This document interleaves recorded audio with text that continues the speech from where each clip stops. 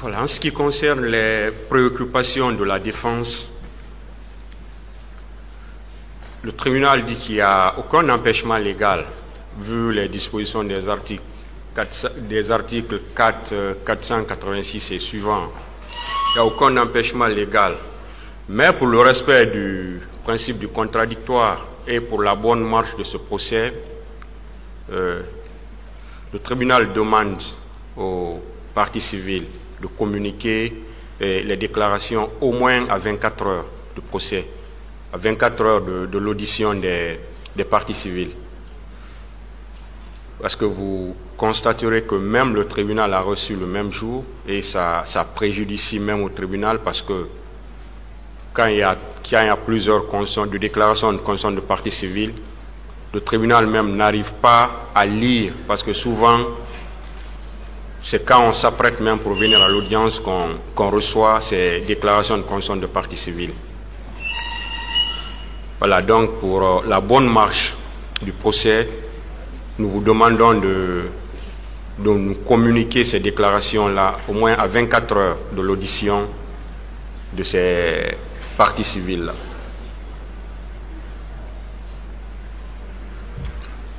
Si la défense ne trouve pas d'objection, on va continuer à entendre les parties civiles.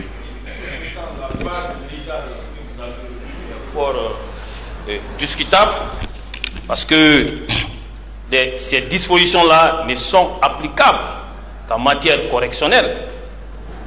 Et nous trouvons que c'est assez sérieux parce que bien avant le début de la comparution des victimes, on avait reçu une liste de part et d'autre venant des deux collectifs des parties civiles. Ces listes ne sont même pas encore épuisées, Monsieur le Président. On nous propose des nouvelles constitutions et vous-même vous l'avez relevé et à juste raison. On ne peut pas nous balancer des constitutions des parties civiles aujourd'hui que nous ne connaissons pas les contenus et que les débats se poursuivent aujourd'hui. Là, au moins, le respect de l'équilibre des droits des parties fait partie des garanties d'un procès juste et équitable.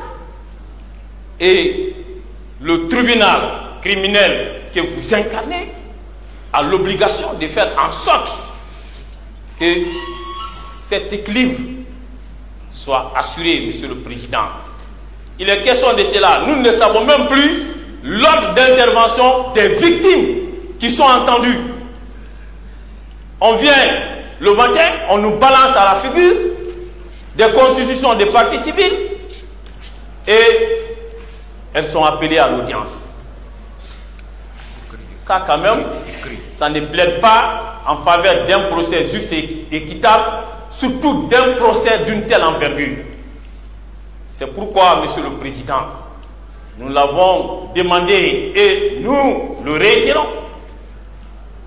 Qu'il vous plaise, renvoyez cette affaire. Le temps pour nous de parcourir ces constitutions des parties civiles. Quand vous prenez ces constitutions et vous avez au moins 33 à 4 pages, voire 6 pages, accompagnées des pièces. Monsieur le Président, ça, quand même, ce n'est pas de la mer à boire. Ça, c'est le procès équitable. Voilà, les dispositions préliminaires sont très claires. On va évoluer. Vous savez,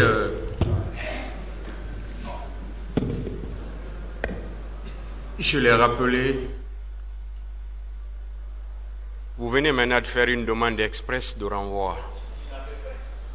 S'il vous plaît, s'il vous plaît, vous venez de faire une demande express de renvoi. Maintenant, sinon il n'y avait jamais eu de demande express de renvoi.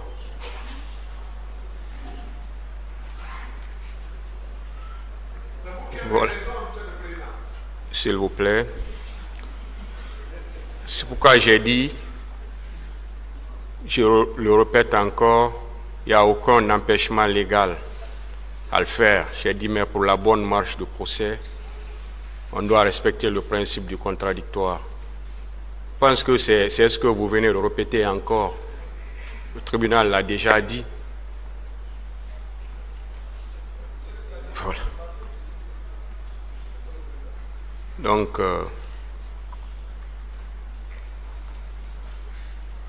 le tribunal va accorder un renvoi d'1 jour pour que la partie civile puisse, ou pour que la défense puisse prendre connaissance des déclarations de constitution de partie civile qui ont été produites ce matin